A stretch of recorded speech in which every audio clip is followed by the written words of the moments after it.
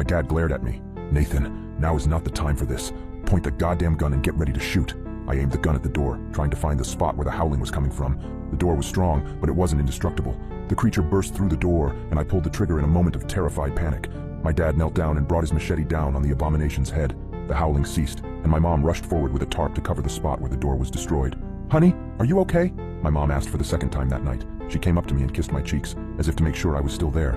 She went over to my dad and did the same. "We're okay, both of you, get in the basement. I gotta clean this up."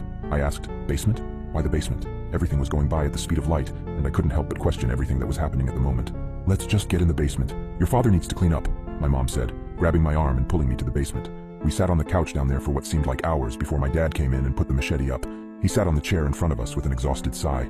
The three of us sat in silence for a few minutes. In that time span, my brain was able to come up with a coherent sentence. "Dad, what was that thing?" He just looked up at me, eyes dark, and said, "Where do you think that howling came from?"